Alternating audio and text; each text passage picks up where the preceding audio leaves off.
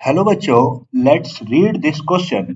Find the volume of A sphere which is equal to the two-thirds of the volume of a cylinder whose height and diameter are equal to the diameter of the sphere. कह रहा है कि जो volume of sphere है वो किसके बराबर होनी चाहिए कि वॉल्यूम ऑफ सिलेंडर का टू थर्ड होना चाहिए. और जो कंडीशन दे रखी है कि जो सिलेंडर की हाइट और डायमीटर है वो किसके बराबर है, किसका कि डायमीटर ऑफ द स्फीयर के बराबर है. मान लो एक कोई सिलेंडर है, एक कोई सबसे पहले मैंने मान लिया कोई एक स्फीयर है जिसकी जो रेडियस है वो आर है. मैंने मान लिया कोई एक स्फीयर है और जिसकी जो रेडियस है ये कोई एक मान लो ये कोई स्फीयर मान लिया ये. अब जो इसकी जो रेडियस है वो कितनी है आर है. ये स्फीयर की रेडियस कितनी आर. और अगर स्फीयर की रेडियस आर है तो जो इसका डायमीटर होगा, हम जानते हैं स्फीयर की रेडियस आर है, तो जो इसका पूरा डायमीटर होगा तो डायमीटर देखेंगे तो इसका जो डायमीटर बनेगा वो क्या होता है ट्वाइस ऑफ आर होता है. क्या होता है ट्वाइस ऑफ आर. यानी जो डायमीटर होगा वो कितना टू आर हो जाए. ये सबसे पहले मैंने क्या किया, मैंने लेट कर लिया. लेट एक कोई sphere, let a sphere having radius radius equals to R. R centimetre या कुछ भी मान लो, आर मान लो, आर यूनिट की एज. तो आर मान लिया जिसकी हैविंग रेडियस कितने आर की. क्लियर.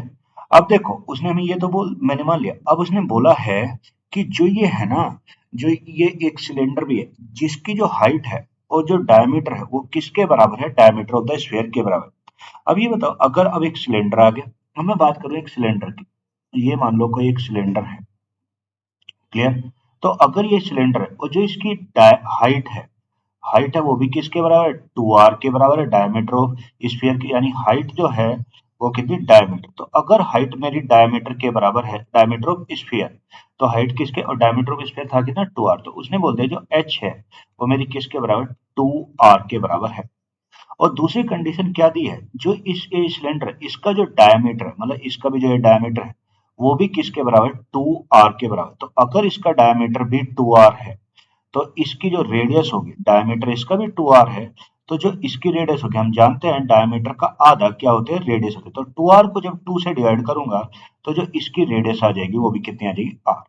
यानी यहां से मुझे पता चल गया कि अगर मैं इसे लिखूं कि जो अभी मुझे पता चल गया कि जो डायमीटर जो हाइट है वो तो किसके बराबर टू आर के बराबर है सिलेंडर की, और जो रेडियस है वो किसके बराबर रेडियस के ही बराबर है आर के बराबर है. ये जी.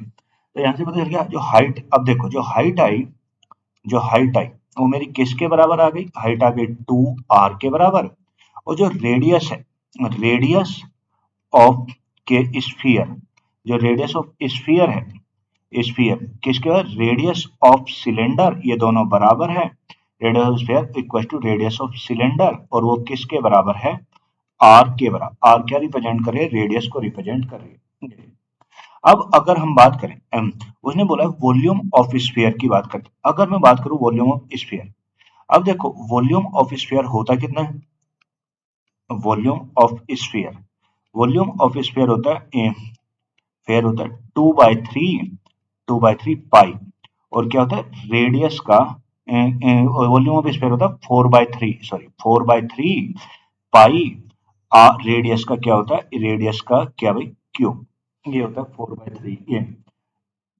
ये होता है वॉल्यूम ऑफ स्फीयर होता है 4/3 पाई. और क्या हो गया ये रेडियस का क्यूब हो गया ये.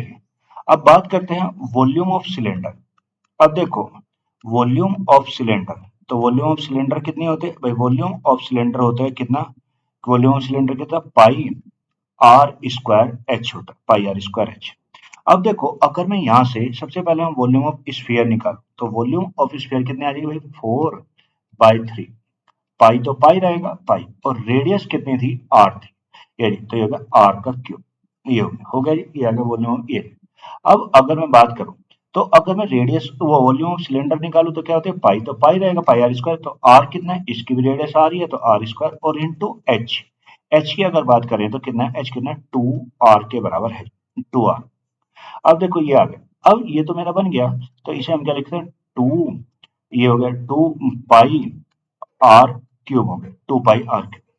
अब देखो, अगर मुझे यहाँ पे relation banana volume of sphere और वॉल्यूम ऑफ सिलेंडर का, तो ये मेरा ये दोनों मैंने वैल्यू तो निकाल ली, पर अगर मैं इस चीज को और अच्छे तरीके से लिखना चाहूँ तो मैं इसे इस तरीके से भी लिख सकता हूँ। अगर मैं इसमें से 2/3 कॉमन ले लूँ, 2/3 कॉमन ले लूँ इसमें से ये, तो अंदर क्या बचेगा, 2 और पाई आर क्यूब बचेगा। कितना, 2 पाई आर क्यूब। और ये जो है, ये जो चीज है, ये मेरी किसके बराबर है, अभी अभी आपने वॉल्यूम ऑफ सिलेंडर निकाला 2 पाई आर क्यूब के, तो ये जो है ना, ये मेरी किसके बराबर है, तो ये हम लिख सकते हैं, इसे अगर लिखा जाएगा यहाँ से, तो वॉल्यूम ऑफ स्फीयर जो बन गई, वॉल्यूम ऑफ स्फीयर जो मेरी आ गई, वो कितनी, 2/3, और ये जो अंदर वाला पार्ट था, ये किसका, वॉल्यूम ऑफ सिलेंडर, तो हो गया वॉल्यूम ऑफ सिलेंडर, ये। और यही हमें बताना था कि जो वॉल्यूम ऑफ स्फीयर है वो किसके बराबर है, 2/3 है किसका, वॉल्यूम ऑफ सिलेंडर का, ये। Hence we will prove it, we prove it, तो I hope you will understand it well. Thank you.